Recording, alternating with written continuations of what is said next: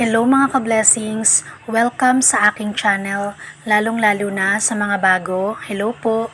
Sa video ko ngayon mga ka-blessings ay ituturo ko sa inyo kung paano gumawa ng Instagram account. So, gagawa tayo ng account sa Instagram. Madali lang ito mga ka-blessings, basta sundan nyo lang itong aking tutorial. So, una, open natin yung ating Instagram application. So, dapat meron na kayong Instagram application. So, kung wala pa, mag-install muna kayo sa Play Store. Then, after natin i-open yung Instagram account, click natin itong Create New Account. Itong nasa baba. Ayan. So, after natin yung i-click, lagay natin yung ating cellphone number dito. So, yung cellphone number na ilalagay natin dito ay dapat active yung nandyan mismo sa atin. Kasi mamaya, magti-text ng code mamaya sa cellphone na ilalagay natin dito, sa cellphone number na ilalagay natin dito. At yung code na yon ita-type natin dito. Okay? So, after nyo i-type yung cellphone number, click nyo yung next. Then, lagay nyo yung inyong full name or kung ano yung pangalan na gusto nyong mo-appear sa inyong Instagram account. So, kung gusto nyo Mary lang or Ann lang or name nyo lang, kahit hindi nyo ilagay yung inyong apelido, okay lang. Then, kapag okay na, i-click nyo na yung next. Then, next, password. So, dito, gagawa kayo ng inyong password sa inyong Instagram account.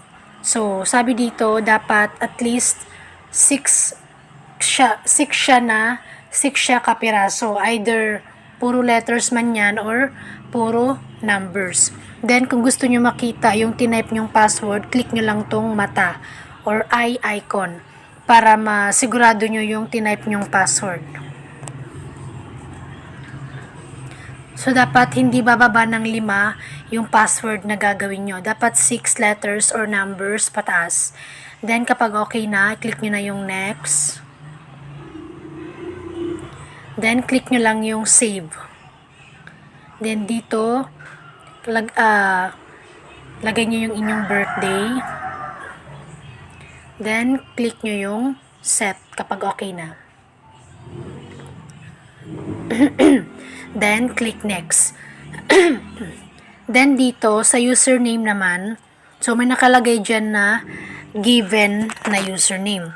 So, kung ayaw nyo itong username na to, pwede nyo yang ibahin. So, gawa kayo ng sarili nyong username. So, type nyo lang yan. Gawa kayo ng sarili nyong username. So, dito, may mga a-appear din dito yan, yung mga nirecommend nila na mga username. Pero kung ayaw nyo yun, gawa na lang kayo ng sarili nyong username. Then, kapag may nakalagay na not available, meaning may gumamit na ng username na yan. Pero, kapag ganito yung lumabas, check na color green, meaning okay yung username na yan at wala pang nakakagamit. So, ito mga ka-blessing, tandaan nyo yan. So, i-screenshot nyo or isulat nyo para pag login nyo, hindi nyo makalimutan. Then, kapag okay na, i-click nyo na yung next. Then, click I agree. Then, dito, kung gusto nyong lagyan na kaagad ng profile picture, click nyo lang tong add picture. Pero kung gusto nyong hindi na muna, click nyo lang yung skip. So, dun na lang kayo maglagay ng profile picture sa mismong Instagram account nyo. So, dito, maglalagay na kaagad ako ng profile picture. Kaya, i-click natin yung add picture, then choose gallery. Choose from gallery. Then, click nyo lang yung allow. Then, i-click nyo yung gagawin yung profile picture sa inyong Instagram account. Ayan. Then, kung gusto nyong i-crop para ma-edit yung picture, i-click nyo lang tong edit. Pero kung okay naman na yan, i-click nyo tong done. Tapos, kung itong profile picture nyo, gusto nyong i-share to sa inyong timeline as post, i-enable nyo lang to. Pero kung hindi, okay na yan siya. So, click na natin yung done kasi okay na yung profile picture na yan. Then, after nyan, Ayan. Taran! Pag may lumabas na welcome to Instagram, then yung iyong username, ibig sabihin yan, nakagawa na kayo ng account sa Instagram. So, same lang din sa Facebook. Then, click nyo lang yung continue kung gusto nyong mag-add ng mga friends. Pero kung gusto nyong i-skip muna, click nyo lang yung skip. Skip nyo lang muna lahat.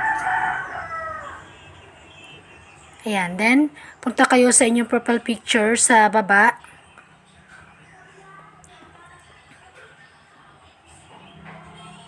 Ayan, so ito na yung timeline ng inyong Instagram account. Syempre, 0 pa lahat kasi kakagawa pa lang natin ng ating account.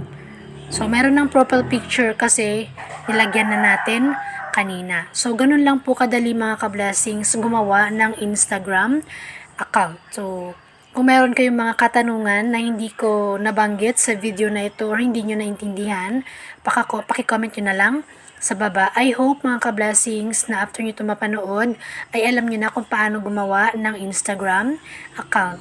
At pa-favor na lang po ako mga ka-blessings na sana po ay huwag niyong kalimutang i-like ang video na ito, mag-subscribe sa aking YouTube channel at pakiclick na lang din po ng bell sa gilid para kapag meron akong bagong upload ng mga informative videos ay ma-update at ma-notify kayo. Ayun lamang po at maraming salamat sa panonood. God bless!